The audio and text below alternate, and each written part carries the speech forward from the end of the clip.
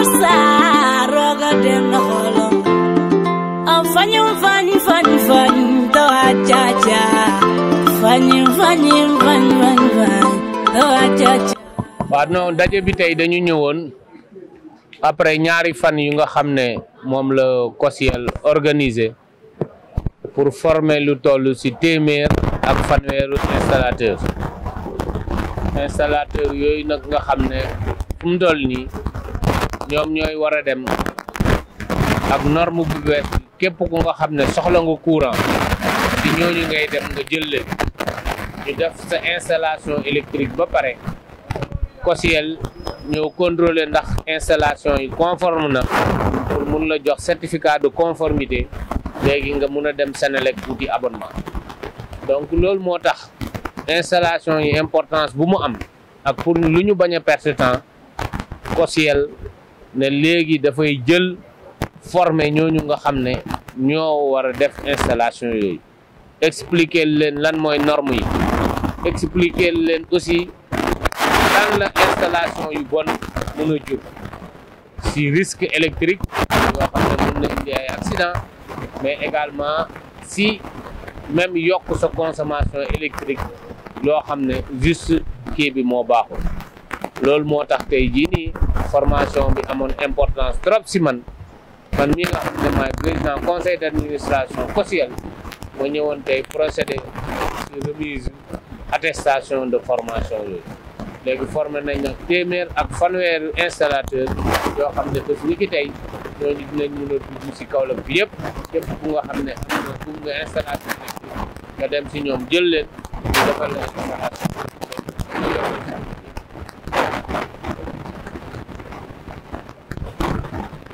waaw je pense que critères yi moom COSYEL en relation ak chambre des métiers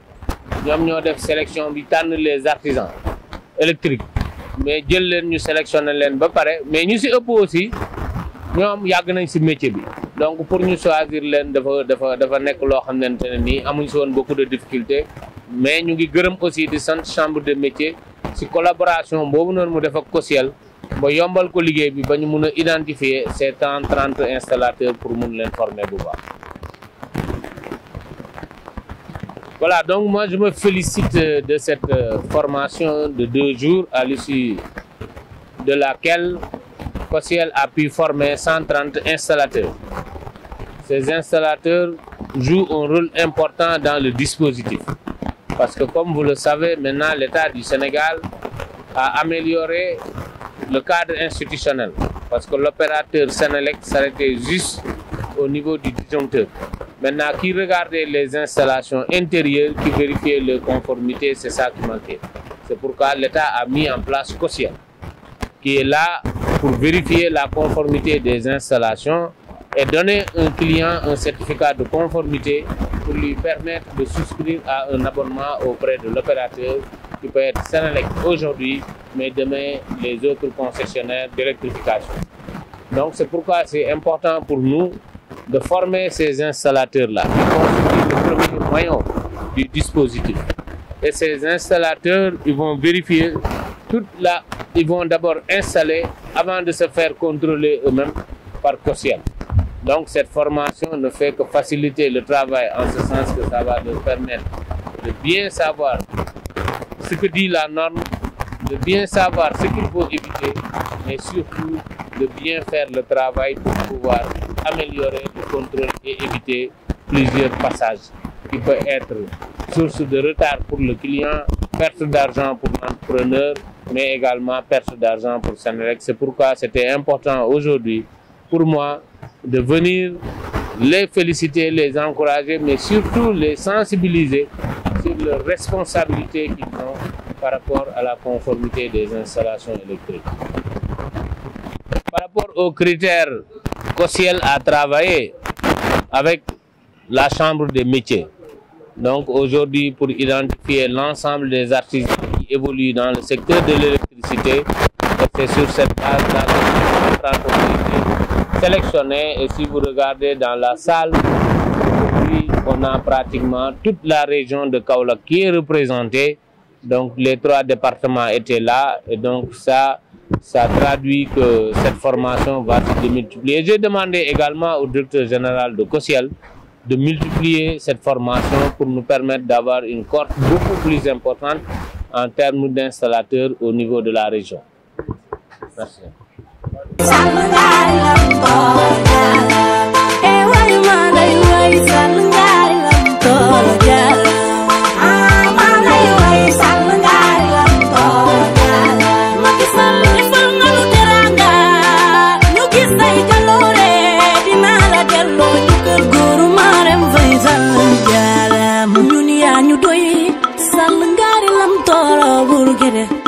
say jëf yu leer tax na tey ñëpp kontaan sax di la bége bañuy xëccoo wurus yow sàll nga yaay suñu ngalam gis nañ fi émergence jafe-jafe ci réew mi yaa ko fi jële yoo leleleleleleleleli yoo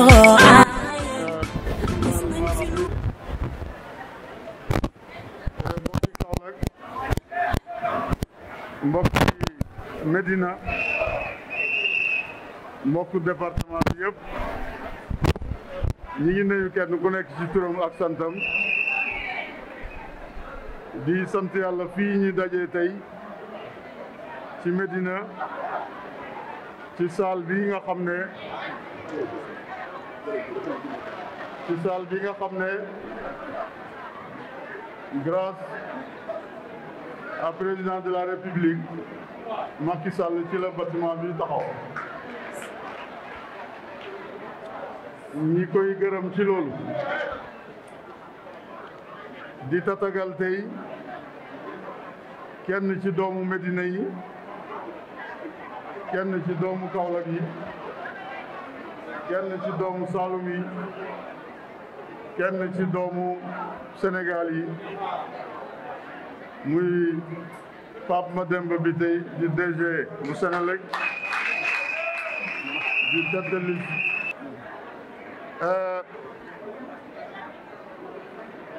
muy tête de liste départementale bu Kaolack président de la République tànn ko ak ñi mu àndal ñëpp ci Kaolack muy madame le ministre Mariama Sarr ak soxna Ndeye Sakho ak Ben Dialoun ak ñeneen ñoo xam ne ñi ngi ci liste bu Benno Bokk Yaakaar ñi ngi koy nuyu moom DG ak délégation bi mu àndal di nuyu membre bu Benno Bokk Yaakaar yi nga xam ne teew nañ fii ñoom ñëpp chef de parti yaa ngi fii kilifa yaa ngi fii ci góor ak jigéen yoo xam ne dañ leen invité pour ñu teew tey ci daje bi nga xam ne AFP moo ko doon def pour gannaaw bu ñu defee proximité wër Kaolack commune bi ak département bi ñu ne nañ ko sanctionné ak daje bi tey fii ci Kër Ga li ci wax bu bëri mooy élection yi ñu jëm wax naa ko ci station yu bëri ci rajo yi élection yu am solo la ci Sénégal mais élection yu am risque la aussi ci Sénégal. Pourquoi? Élection yu am solo la parce que législature bi ñuy fal ñuy installé le 14 septembre incha allah ñoom ñoo war a continuer di saytu li nga xam ne moo nar a génn ci suufu Sénégal muy pétrole muy gaz muy leneen. élection yu am danger la parce que géopolitique bi moo ko laaj ndax gis nañ ñuy xew ci àddina bi gis nañ ñuy xew ci sous-région bi surtout dëkk yi ñu xaw a jege ñi bugg a wax ak ñi nga xam ne ñu ngi ci kër yi muy suñu ay doom suñu ay jigéen muy ay yaay ci xale yi di yaay ci ñun di ay baay ñi gën a waxtaan ak seeni njaboot pour élection yi ñu jëm. dama dem Côte d'Ivoire barki démb ci veille julli gi laa ñëw di waxtaan ak benn kilifa mu ne ma il faut ngeen def attention ci seen réew mi parce que Afrique de l'Ouest dafa am menace yu ko jublu yéen nag comme mosu leen a xam ay da ngeen a bëgg a fontoo ci lii parce que boo nekkul ci hay doo xam lan mooy jàmm. lu mat ñetti weer a ngi nii président Alassane Ouattara mu ngi jéem pour toog ak Bédié ak nu mu tuddati Gbagbo pour waxtaan ak ñoom pour ñi apaiser situation yi ci Côte d'Ivoire. dox na ci ñetti weer mu tëg ko boobu mi ngi ko door a réussir. président Burkina Faso jéem na loolu ba toog nag quelques anciens présidents waxtaan ak ñoom pour ñu apaiser situation bi mu ne ma yéen nag boo nekkee midi taal lampe torche doo xam li lampe torche bi di jëriñ mais pour nga xam lu torche bi di jëriñ il faut nga xaar ba guddi ba lëndëm ne kurus looloo tax jàmm ji ngeen miin namp ko màgg ci xamu leen lan mooy ay yàlla nañ ci yàlla musal. kon nag buñ jubee élection yi nga xam ne élection yoo xam ne lu ne mën na ci xew dafay laaj ñu waxtaan ak xel téeméeri député ak juróom benn fukk ak juróom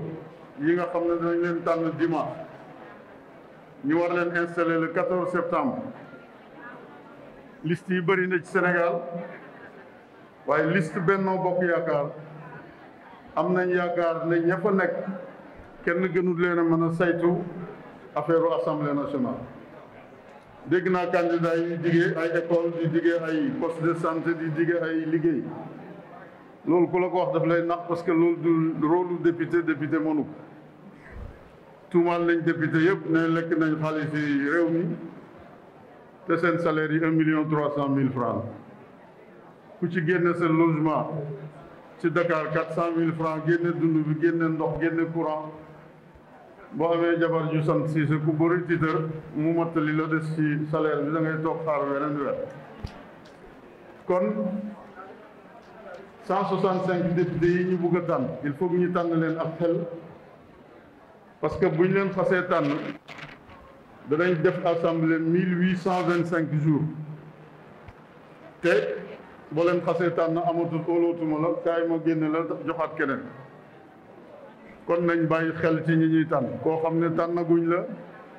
nga indi réew mi fitna di indi nit ñi fitna yóbbu la assemblée danger lay nekk pour réew mi kon ñi ngi gërëm jigéeni assemblée yi jigéeni AFP yi nga xam ne dajee nañ fii tey pour manifester soutien AFP ci candidat bi nga xam ne wax naa léegi ne doomu Médina la ne doomu Kaolack la ne doomu Sénégal la aussi président tànn ko te président ku xam Médina la ku xam Kaolack la ku xam département bi la ñii ñaan kenn ku nekk préparer sa carte waxtaan ak say dëkkandoor ñi ngi sant yàlla parce que élection yi passé am na ñu bëri ñoo xam ne ci benn camp lañ nekkoon gis nañ ne ci 5 jours yi passé ñëw nañ volontairement décidé ne dañuy jàppale candidat bi nga xam ne mooy Pape Demba bi tey kon loolu dañ ciy sant yàlla di ñaan yàlla mu mottaliku naxaate yi dafa bari am na ci yoo xam ne ki koy def sax xam na ne lii muy wax mënta am waaye jàpp na ne ki mu koy wax mën na ko nax ba mu defal ko li mu bëgg su paree mu wan ko gannaaw dem yoonam. yàlla dafa mos di def li nga xam ne moom pays bi nit koo xam ne daf daan liggéey pour Afrique daf daan liggéey pour monde islamique daf daan liggéey itam pour monde bi lépp Kwame Nkrumah xaritam lool mos na posé Baye benn question ne ko man chrétien la te dama gëm christianisme yow itam jullit nga déterminé wu gëm l'islam toujours damay toog di xalaat suma xarit gi ak yow fondement bi lan la war a nekk Baye tontu ko tontu bu gàtt ne ko nañ ko fondé ci l'humanité parce que moo jiitu christianisme moo jiiti l'islam kon monsieur le DG candidat du Benno Bokk Yaakaar dëkk baa ngi nii say mbokk ngi nii say mbokk ci Médina ngi nii say mbokk ci Kaolack commune ngi nii say mbokk ci Kaolack département ñu ngi nii déterminé wu na ñoom ñëpp pour gunge la def li nga xam ne moom la président boobu mooy utal président majorité à l'Assemblée nationale. ñu bëri nekk ay dof wala di dof lu danañuy wax ne président lu muy defee majorité bi soxlawu ñi fàtte ne président Obama bi mu fiy nekk toog na 8 mois juróom-ñetti weer bugg a fal 60 ambassadeurs ci àddina bi mënut leen a fal parce que amut majorité ci assemblée bu Amérique kon majorité noonu la amee solo ñii ñaan nit ñi comme DG dafa am yeneen programme yoo xam ne fa lay dem ñi préparé wu ba dimanche ñun ñëpp ñi teel a jóg génn dem voté ji ba ngoon yàlla may ñi ndam li nga xam ne moom lañ mos di yaakaar ci yàlla te yaakaar ne danañu ko may bi yoon ñi gërëm di sant di jébbal kàddu gi monsieur le ministre Mouhamed Ndiaye Rahma pour mu continuer affaire bi pour mu gaaw. Maay Ibrahima Niass di nuyu di sant suñu sëriñ Cheikh Tidiane Aliou Cissé. Nous y sommes engagés, nous y serons et nous serons déterminés pour vaille que vaille à battre campagne pour que la coalition Benno Bokk Yaakaar le mardi 31 juillet puisse retrouver une majorité éclatante. yow sàll nga yaay sunu ngalam gis nañ fi émergence jafe-jafe ci réew mi yaa ko fi jële yoo leleleleleleleleli yoo aaye gis nañ fi lu ci mel ni yéen bokki jullit yi bokki taalibe ñu ngi leen di nuyu di leen siyaar te di leen dalal ci jàmm di nuyu Baye Demba mi jiite convoi bi nga xam ne kër gi ki ko sanc Demba la tudd sama Baye Demba la kon ñëw nga sa kër ñëw nga ci say sët ak say doom ñëw nga ci say bokkit ñëw nga nag seet ci askan wu am jom askan wu am fulla askan wu am fayda askan woo xam ne doo leen seen ci mbedd ñuy lakki ponu déedéet askan woo xam ne doo leen dégg ñuy ŋàññi kenn liggéey daan seen doole rek la ñu mën fii ba Europe ba foo dem rek law bi liggéey daan doole am jom bëgg lu baax rek lañ def ñu yor nag jikkoy Macky Sall jëfam rëy na waxam néew na bëgg na lu baax te jaboot jàmm mooy mbokkam Njaay mii ngeen jàpp 14 régions yi ci Sénégal ñëpp ay bokkam lañu te ku mu ci jógloo nga jóg ku mu ci toogloo nga toog kon nag bu ngeen ñëwee fii bàyyi kër yu bëri ñëw fii ngir jëmmi lawbe yi lawbe dañ leen jàppale ndax lawbe luy law la du ñu ànd ak ko deltu ginnaaw mukk ci àddina ndax aay ñu gaaf ñàkkuñu wërsëg ku ñu àndal ku ne rek da ngay falu kon nag seen tànk yi ngeen doxee na leen leer ne ñun ñëpp bokk nañu ànd ak yéen jàppale président Macky Sall ndax président Macky Sall jàppale ko mooy jàppale sa bopp ndax jaboot jàmm mooy mokkam loo mën a am te amoo jàmm bés dana ñëw nga jaay ko jënde jàmm kon ñu ngi leen di sant leen gërëm di leen dalal ak jàmm dafa guddi te da ngeen a bëri fu ngeen dem lawbe yaa ngi nii nag du ñu taxaw ci bureau duñ la yuuxu duñu tàccu ci mbedd déedéet fulla ak fayda la ñu am ak jom feesa dell ak jom li ñu bëgg boo leen ko defalee loo bëgg ñu defal la ko mooy xale jigéen ñi dañuy liggéey dañoo yor seen i daayira war a soxla ay mbana war a soxla lu ñu liggéeyee góor ñi la même chose dañuy tukki di dem ñëw di gàddu seen i saag ñi di dugg ci avion yi di dem di ñëw di indi ci Sénégal lépp loo gis ñu importé ko fii rek lawbe yi ko fi indi ku dem Europe lekk fa dërëm rek war nga koo gërëme lawbe ñu am jom lañu kon xeet waa ngi noonu fas nañ yéene jàppale leen jàppale président Macky Sall ci jom ak fulla ak fayda wasalaam.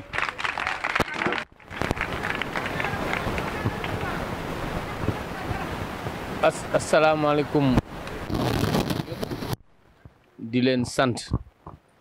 di jël nuyoo bi di ko teg ci loxo kilifa yi ñu jàllale ko ci famille bi yëpp kontaan naa lool bu ma yegsee fii ndaxte dinaay dem ndaje yu bari waaye nag fu ma demee ci ndaje jigéen ñi ëpp góor ñi sama xel day dal fu ma demee ci ndaje jigéen ñi ëpp góor ñi damay ñeme ndaxte ñëpp xam nañ ne jigéen moo yor àdduna jigéen moo yor kër gi jigéen mooy doxal lu baax ci yëpp ci kër gi kon Njaay maa ngi lay sant di la gërëm Njaay président moo ñu boole mooy ñëw mu xam ne am na lu mu représenté Kaolack am na lu mu mën Kaolack mu ne ko demal nga jàppaleel ma sama candidat bi loolu moo ko fi indi tey mu ñëw aussi nu mu ko doxalee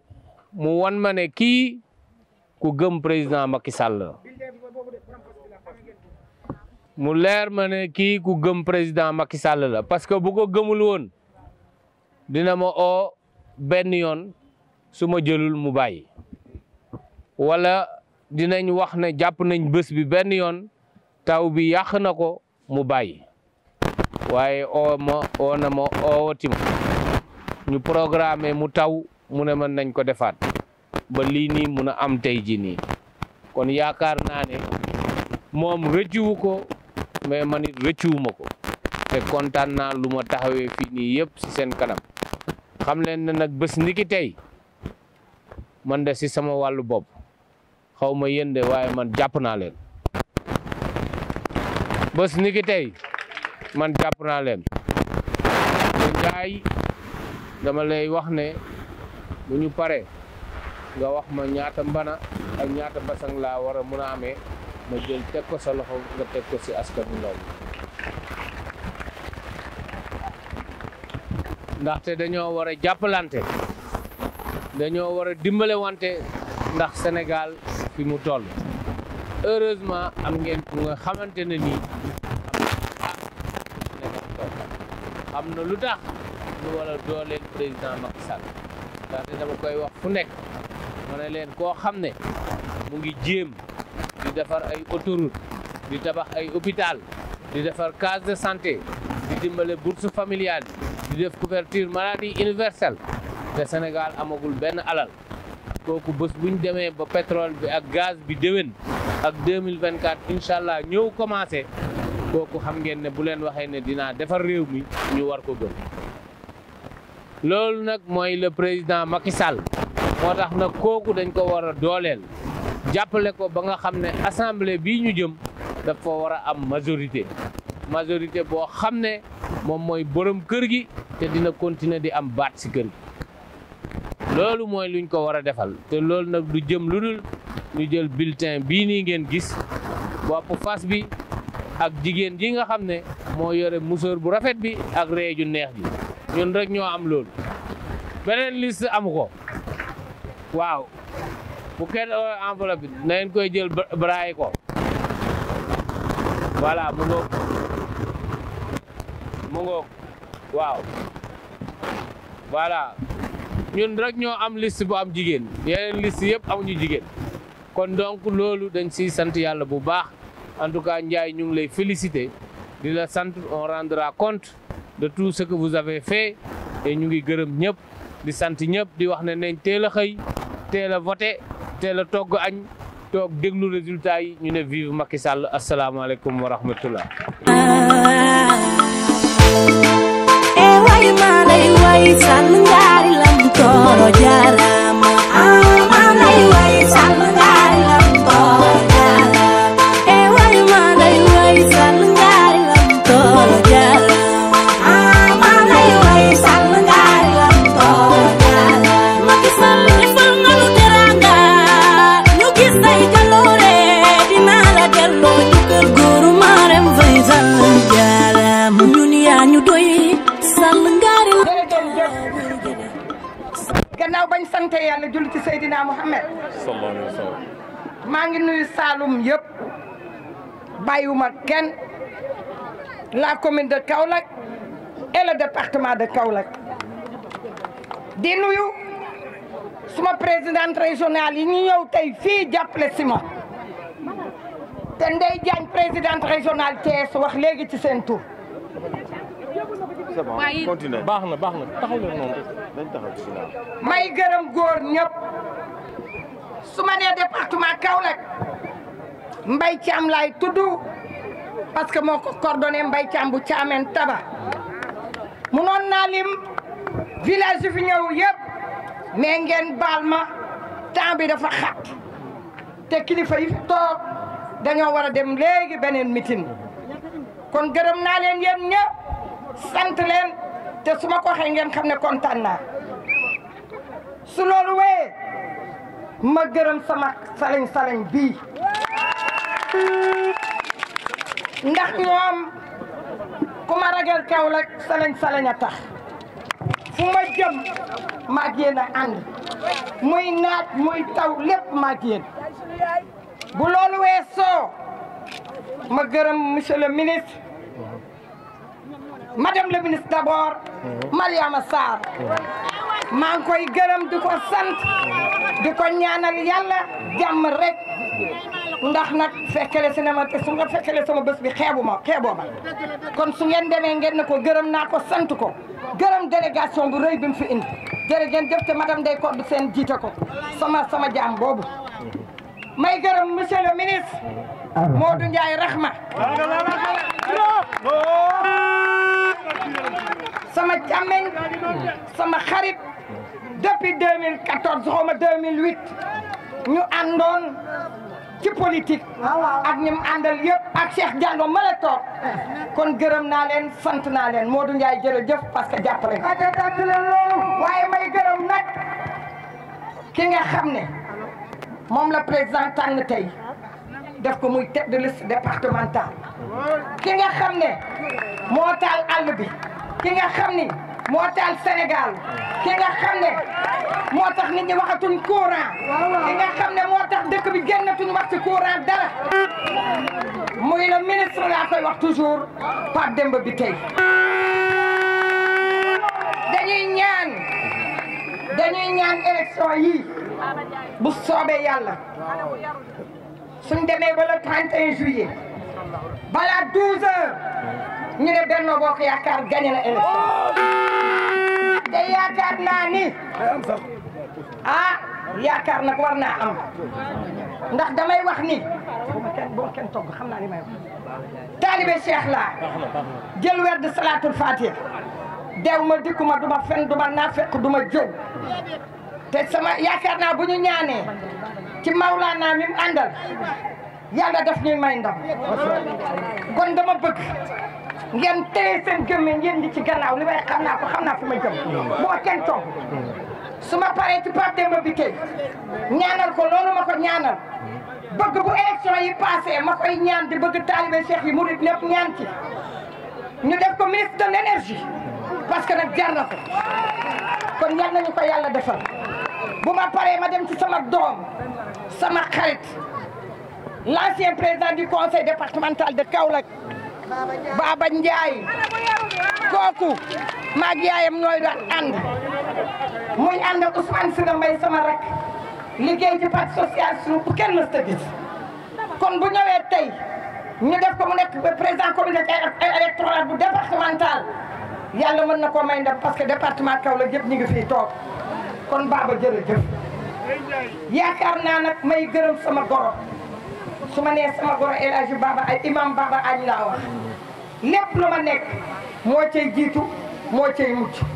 kon Baba jërëjëf ndax yaa ma jox ki nga xam ne jaaxalu ma jërëjëf añ mbay gërëm nag ñëpp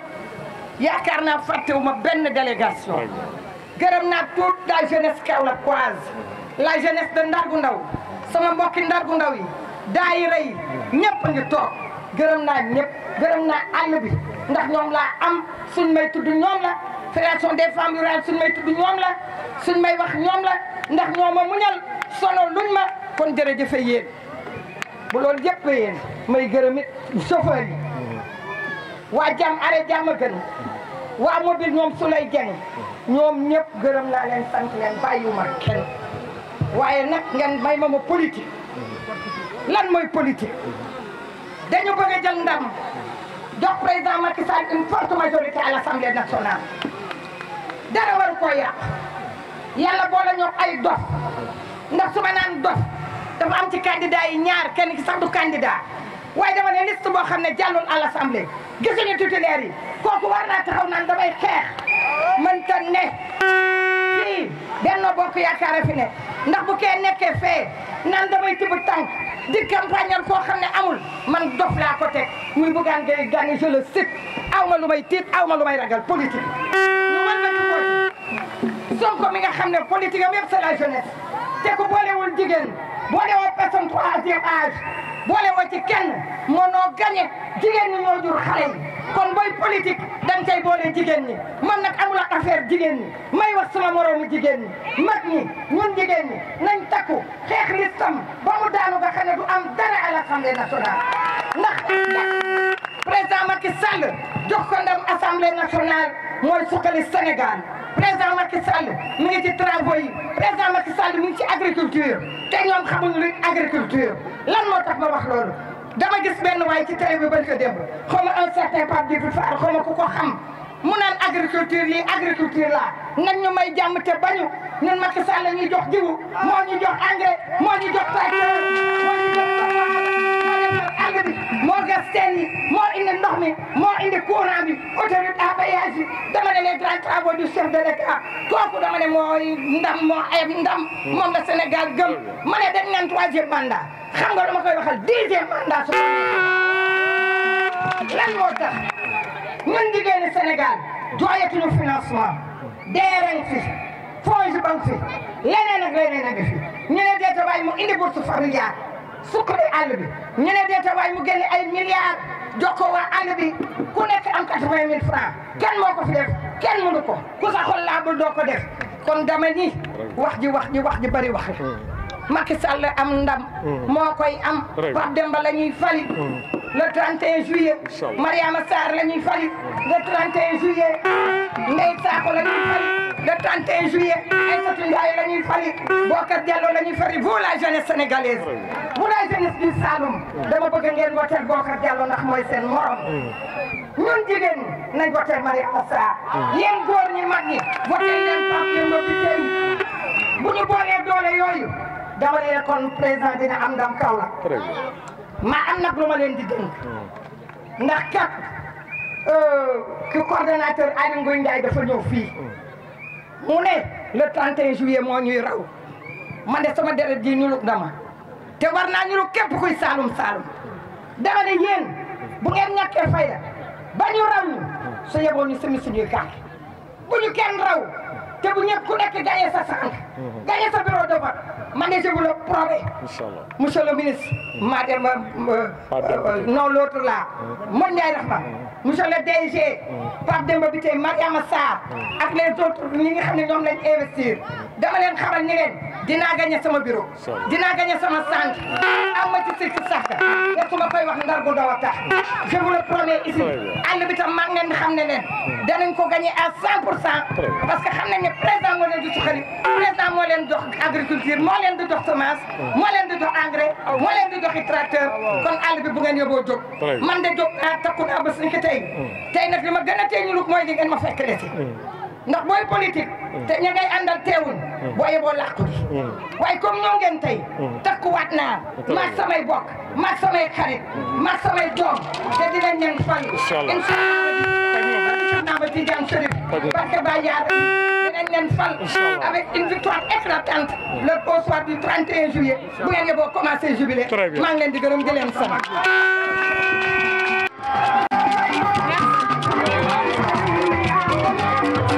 donc dama concerté wu avec le ministre Modou Ndiaye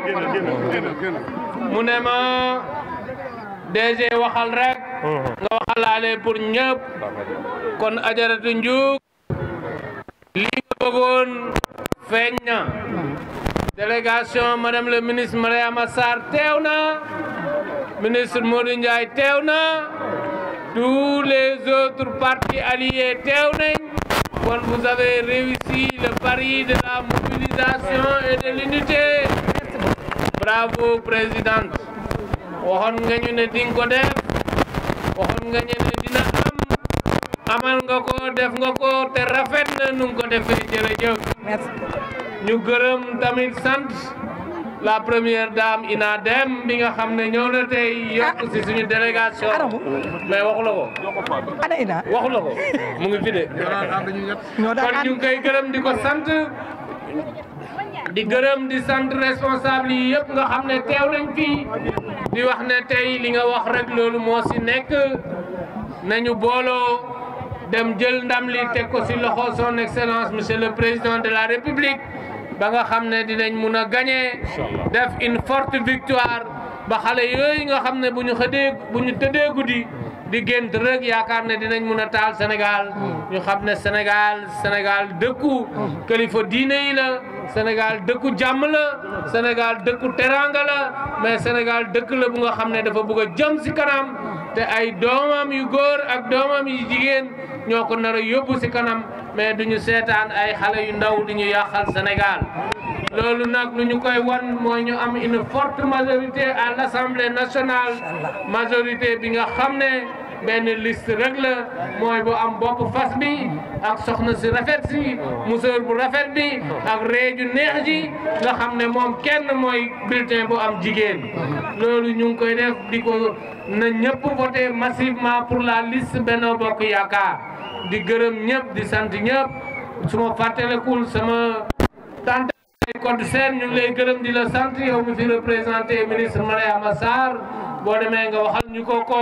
ne ko dynamique bi enclenché nañ ko ñëpp a ngi si liggéey bi kon présidente Ndiouk ñu ngi lay féliciter encore une fois di la sant di la gërëm yaa ñu gën a xam élection yaa ñu gën a mën élection kon fexeel nag ba militant yi teew fi tey ñëpp nekk électeur le 31 juillet pour que ñu ne vive la liste Benno Bokk Yaakaar Kaolack a gagné avec 80%. Je vous remercie jërë ngeen jëf.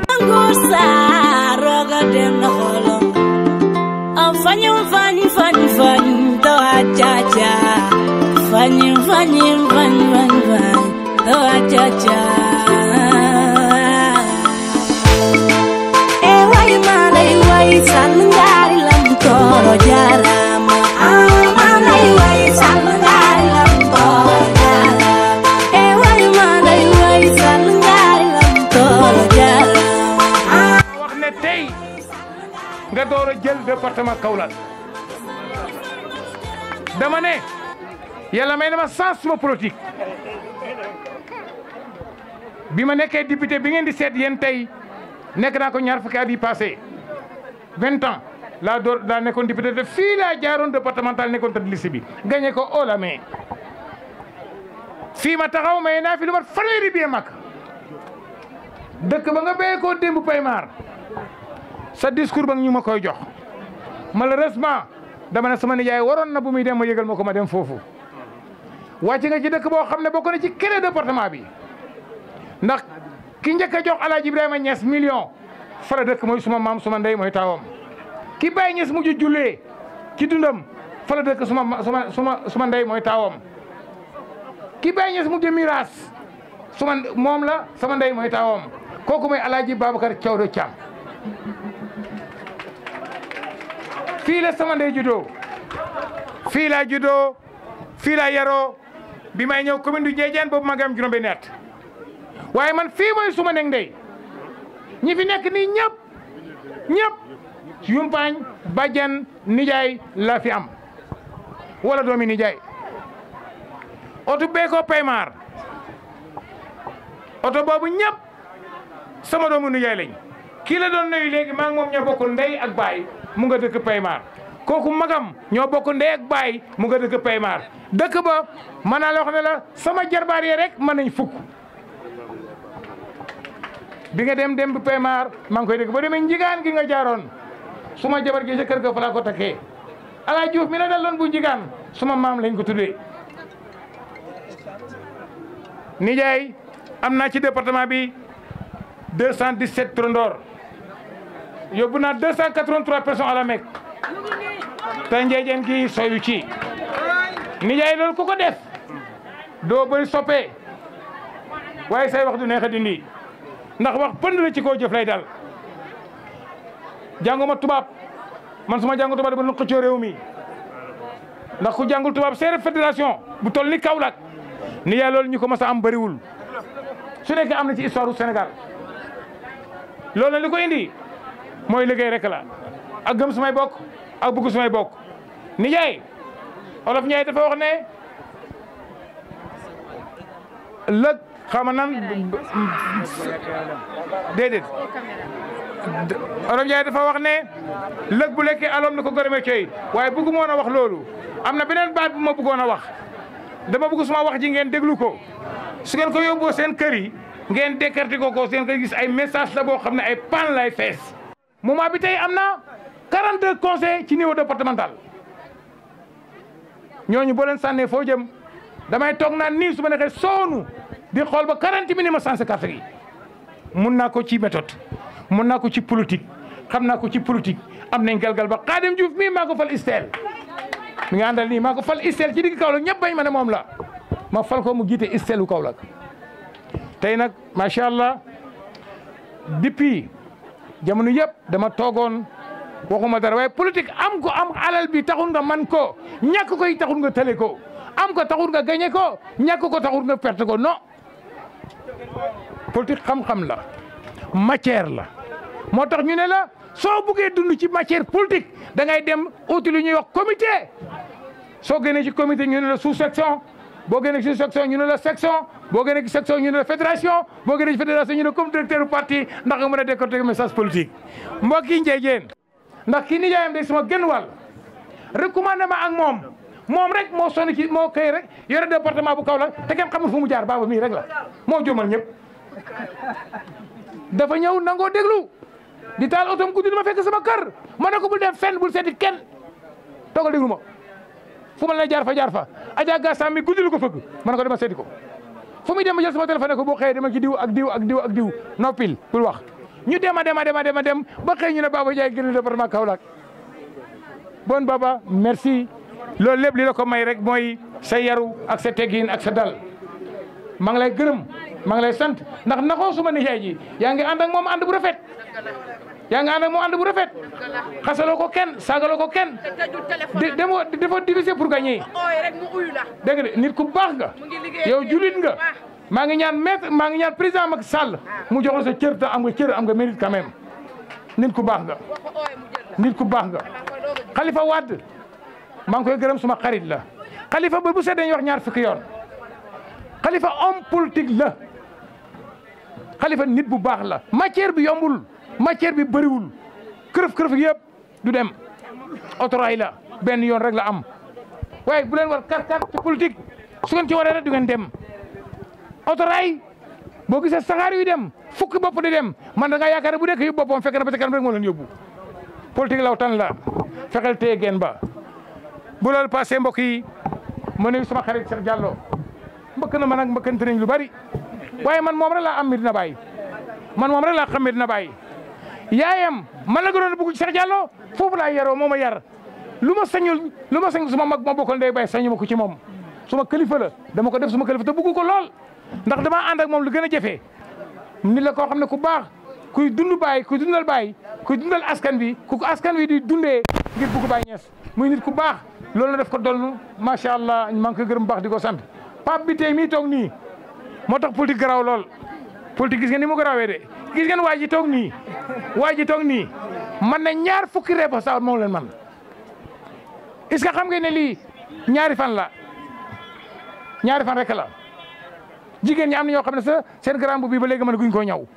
ndax dafa jàmp boo demee tey yëpp ngi fees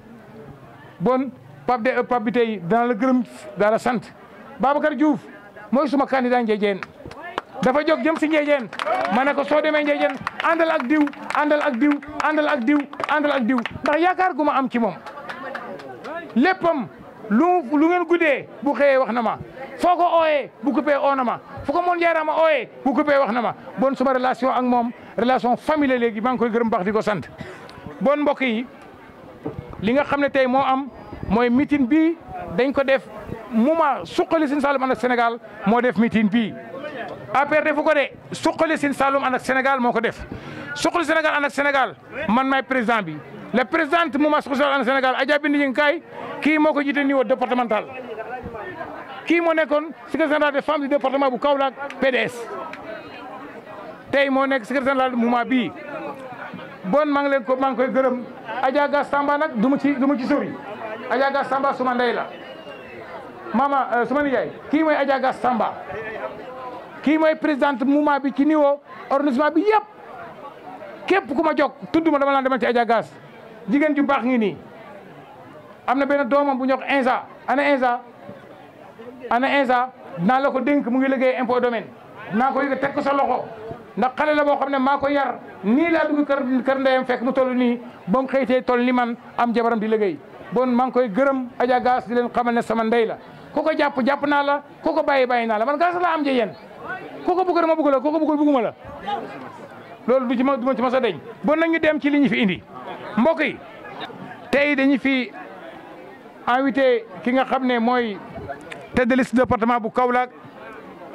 ci députation muy Pape Demba Bitèye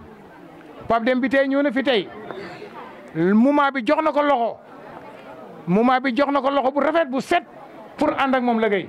te maa ngi koy waxal ne ko Ndiédiène gii bu tëddee ne nelaw Ndiédiène mu ngi ci poosam tey Ndiédiène gii bu tëddee ne nelaw Ndiédiène mu ngi ci poosam tey du Ndiédiène rek moo nekk ci poosam département bi yëpp tey mu ngi ci poosam boo tëddee na nga nelaw ci loolu la département Kaolack nekk na 535 villages 535 villages bu ci nekk dem naa fa ba 535 villages yi pare ragal naa budul ñetti yoon fii ma taxaw nii ragal naa ne meeting bu mel nii def naa ko fi lu jege 30 fois wala 40 fois boo demee commune Kaolack nga béyee ko amul benn quartier 42 quartier Kaolack yëpp ba mu daj amul fenn foo xam ne suma présidente nekk fa ba Kaolack daj amul bon su ma taxawee tey woo ne la su ma la joxee loxo nga gàññee kooku lu wér la kooku kuy nelaw sax xam nga ko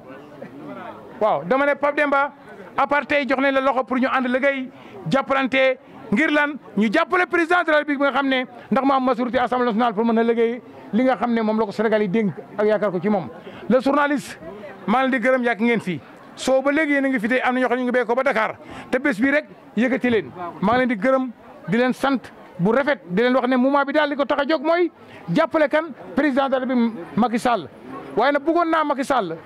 Sénégal yi xam ko bu baax ndax bu ñu xamoon dimension président Macky Sall ni kon yaakaar naa ne ni kon coow lu bëri du am damaa bëgg ngeen xam président Macky Sall wax naa ci gannaaw ne mooy ki nga xam ne moom la ñu tuddee maire bi ñu ne déedéet waay ñu ne moom la ñu tuddee directeur bi ñu ne déedéet waay ñu ne moom la ñu tuddee ministre bi ñu ne déedéet waay ñu ne moom la ñu tuddee ministre de l'intérieur bi ñu ne déedéet waay ñu ne moom la ñu tuddee premier ministre bi kooku bu ñëwee nekk président du Sénégal du hasard bon kenn du werante compétence bi capacité bi expérience bi loolu moo tax bi mu ñëwee Sénégal mu feeñal loo xam ne kenn mënu ko gëm muy zircon muy pétrole muy or lépp luy xewal rek président Macky Sall trouvé na ko bu mu accès ci réew mi ngir xam-xamam may ko bon maa ngi lay gërëm bu baax di ko gërëm bu baax moom président Macky Sall ci jàppale bi nga xam ne mu ngi koy jàppale doomu Sénégal yi waaye rawatina doomu Sine Saloum yi Pape Demba Bitèye su ko nommé Pape Demba Bitèye doomu Sine Saloum la nommé maay ki njëkk a def meeting ca Latmingué kere bi mu nommé Pape Demba Bitèye ngir sant ko ngir gërëm ko meeting boobu ci la Kouthia ñëwoon Oufa moo la fa toogal ak sa délégation bi nga yónnoon Kaolack bon nga xam ne ñun amuñu mos ñoo am dara lu ñu denc budul jàppale la ndax kër bi la président nommé Saloum yaatu na lool bëri na lool tey xarit yi bëri na lool tey yaakaar yi bëri na lool tey sopp yi bëri na lool waaye am naa ka man xataluma la sa néeg xataluma la sa bureau loolu lépp nag taxul nag biñ tuddee doomu Saloum damaa jóg futtee ko dem la ne ngeen ne leen kooku suma nijaay la maa ngi gërëm président ci loolu nag du ma sa denc ci man maa la waxal bés ni tey na la tey am nga Baye Fall soo ko buggee Baye Fall boo xam ne mooy kan mooy koo xam ne nangu naa liggéeyal président képp ku bugg président boo ko jegee rek loo bugg mu defal la ko jox naa la loxo bu rafet jox naa la loxo bu amul app ubbil naa la sama xol ubbil naa la sama xalaat maa ngi lay wax ne politique yombul maa ngi lay wax ne la politique yoon wi dafa giligé bon bul daw dafa ndànk te na nga dal te na nga xamee te na nga xam am ma yéen la june de bugg laa yéen a tax ay message yu doy war laa lay jox boo tëddee sa ngegenaay nga décortiquer message yu lan la politique yombul dafa am ñetti xarit dafa am xarit boo xam ne sa jubóog moom du bari ndax kooku da lay wax dëgg am xarit boo xam ne ñemul laa wax lu la naqari ndax ba li muy ut du ko am xarit boo xam ne foog mu jege la waaye dana écarté képp koo xam ne da lay jëriñ Malick Gueye dañu ko bëgg bariwut yow mi toog xam nga loolu làmme yi nga dégg baaxut làmme yi nga dégg amul nit làmme yi nga dégg day fen làmme yi nga dégg day tappale bëri na li fi ne nag moo tax bon su ko defee waa Ndiédiène yéen ñëpp ngeen jóg jàppale président wooteel ko mu gagné fii loolu la Pape Demba Bitèye bëgg loolu la Malick Gueye bëgg loolu la président war a am ndax loolu la mérito bon su ko defee ngeen jàpp ne ki fi nekk muy kan muy Macky Sall kan ngeen dégg muy wax ju bon kooku mooy Sonko dama ne Sonko xanaa moom xamul lu baax dama leen ko laaj xanaa Sonko xamul lu baax wala moom xanaa du seet lu baax ci nit dajji yàq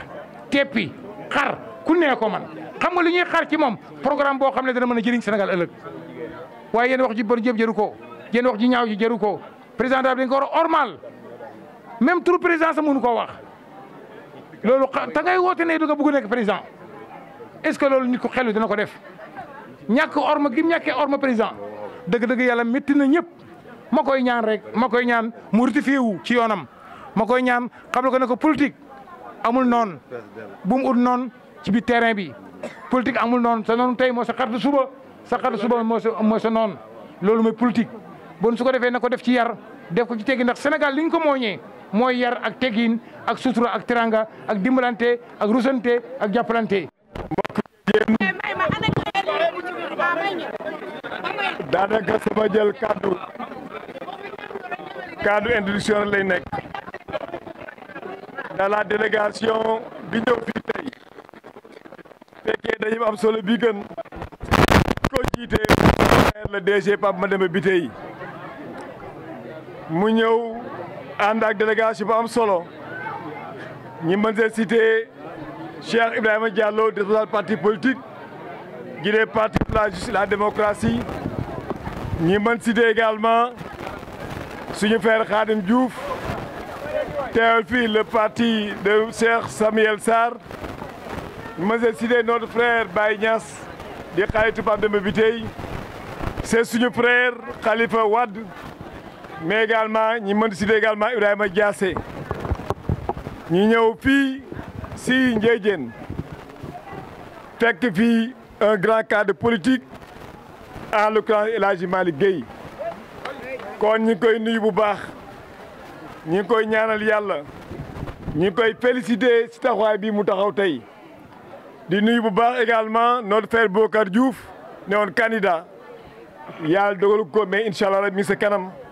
vous le serez bu soobee yàlla ndax boo amee engagement am détermination ànd ak ay nit yu baax ñu mel ni la présidente Penda Niass ñu dem Taïba Niassène Taïba Niangène pendant la campagne ñu ne fii de mokk na jarul ngeen fii ñëwaat ñu suivre la nga ànd ak nit ku baax muy El Hadji Malick Gueye mu lay jàppale di la xelal El Hadji Malick a fait un meeting aujourd'hui départemental parce qu'au niveau de l'ensemble des conseils départements ay délégation jóge nañ fa jël ay bis ñëw fi gën pour le simple but gagner le département de Kaolack sous la houlette de Pape Mademba Bitèye mais également donner au président de la République une majorité écrasante à l'Assemblée nationale. El Hadji Malick nag yàlla dimbal na je l'ai connu tôt c'est vrai que Khalifa Wade jël na ko si man xaritam la quand je le connaissais j'étais encore au lycée Valdiodio Ndiaye de Kaolack élève la maa ngi jàng aw bac may andi liggéey jiite les élèves socialistes de Kaolack muy responsable fii bokk si les rares personnes qui ont osé pendant cette période donner leur point de vue même contradictoire devant le président Abdoulaye Diack yombul woon ku amuloon sago amuloo fit amuloo ngor mënoo ko woon ñun boobu la ñu xam président Malick Gueye di ko topp di ko suivre ba mu jiite fédération départementale ba mu nekk assemblée nationale taxaw fa askanu Kaolack yëpp ba mu may nekk candidat pour le département effectivement confirmé sant bu baax a baax donc El Hadji Malick Gueye tey bu ñu la fekkee fii ñi xam li nga liggéey lépp si département Kaolack waxuma Trondo de ak ñëw Makka waaye la route que tu as fait à Latmingué la construction de beaucoup de puits ni ñu si naan tey doy na sëkk bilan bu jëm si wàllu askan bi kon yow nit ku baax nga yàlla jàppale la en tout cas ñu ngi lay féliciter bu baax a baax sa engagement sa taxawaay pour jàppale Pape Mademba Bitèye waaye également pour jàppale le président de la République Macky Sall muy sa xarit kon tey fii bu ñu ñëwee dafi ñëw ak xel mu dal dafi ñëw ak xol bu sedd ànd fi ak ki xam ni ngeen mooy suñu candidat tey mooy suñu tête de liste mooy le président Pape Mademba Bitèye Pape Mademba nag yow mën na waxtaan yow na ànd ak te di souvent bëri na doomu Kaolack yu ñuy fal wala ñu nommé leen ñeem Dakar teg cravate dem dans les grands salons de thé wala dans les grands restaurants tak seen cravate defe ne ñoom dëkk duñ Saalum dëkk duñ say Saalum mais loolu dalul doomu Kaolack bii Pape Mademba Bitèye la yàlla dimbal na ko avant que muy nekk DG de la Sénélec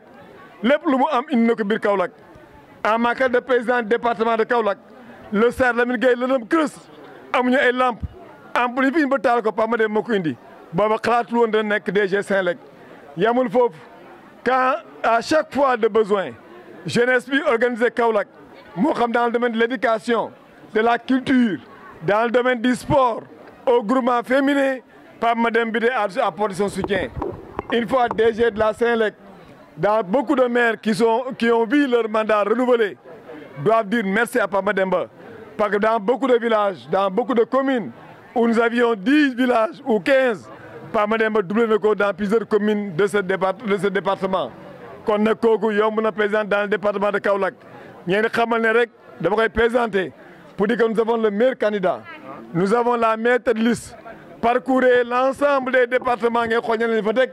comme bu jëlee doomu Kaolack mel noonu mu jàppale les différents secteurs de l'éducation de la santé tey fii El Hadji Malick Gueye recevoir ko def meeting bu toll nii ma ne wax ne incha allah on aurait dit clôturer notre meeting pour dire que nous avons déjà gagné le département de Kaolack en tout cas maa ngi félicité bu baax El Hadji Malick Gueye ñu jox kaddu ndax lii l'enjeu des élections législatives le pourquoi on doit se mobiliser pour donner une majorité à l'Assemblée nationale loolu Pape Mademba Bitèye moo si ñëw ñuy wax merci au président de la République pour nous avoir choisi une telle liste comme Pape Mademba Bitèye accompagné par des femmes comme Mariama Sarr mais également ministre de la liste nationale comme Adji Mbergane Kanouté mais également notre frère Ahmed Benjeloun Assou Ndiaye et notre frère notre sœur également Ndeye Sakho ñi gën sant yàlla bu baax di gërëm ñëpp ñi fi ñëw tey teew fi di féliciter encore une fois le président Malick Gueye pour lui dire que Pape Mademba Bitèye est ton candidat na nga dooli jàppale na nga dooli taxaw aar ko ndax politique ni nga ko waxee léegi c'est une grande matière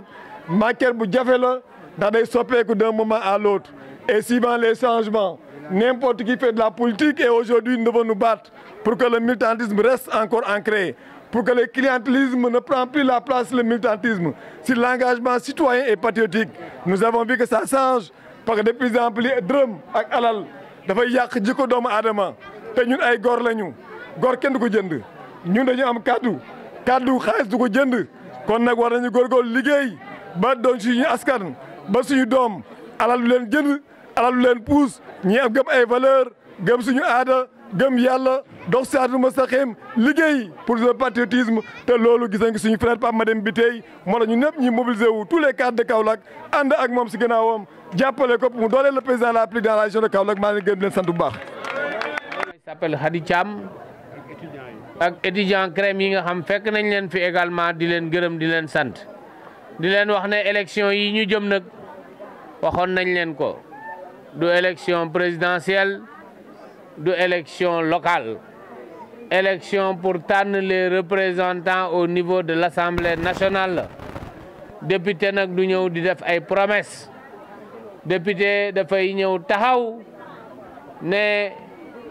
bu ma yeggee assemblée dinaa représenter département bi nga xam ne moo ma fal représenter département bi nag c'est à trois niveaux am na ay projets et programmes en cours yi nga xam ne ils sont exécutés au niveau du département le député a le pouvoir et le droit de contrôler leur bonne exécution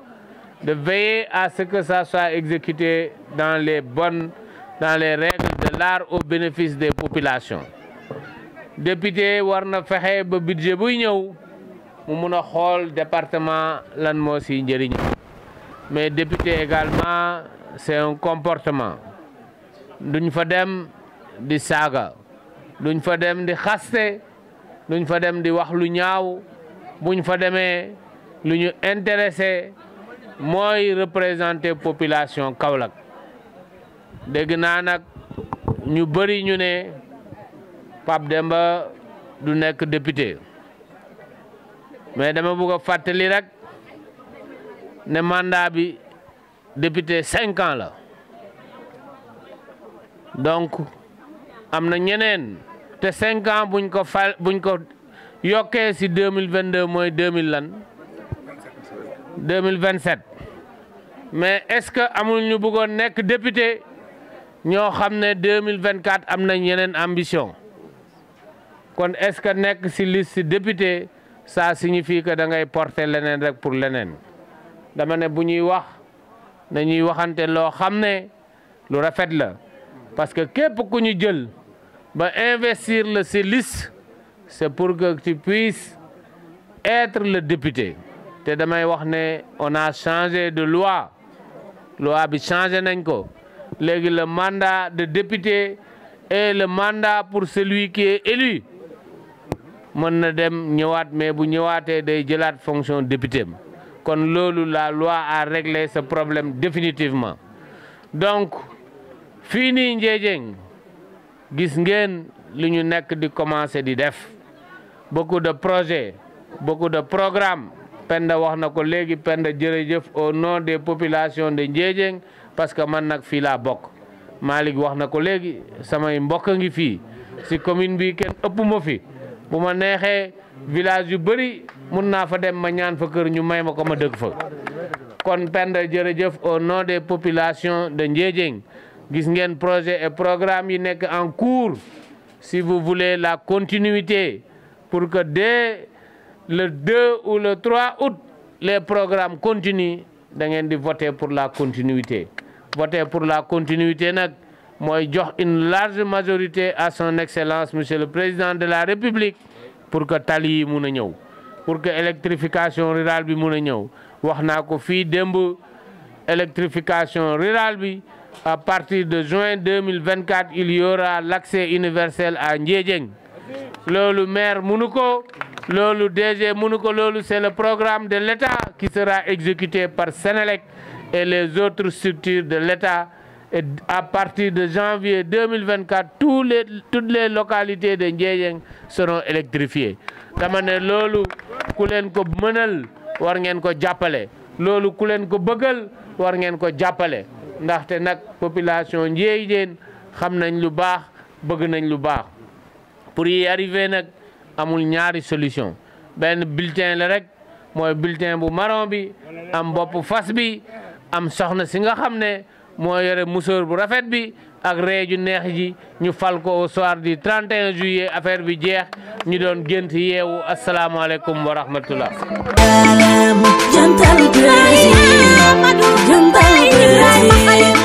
jantal président Macky Sall jantal président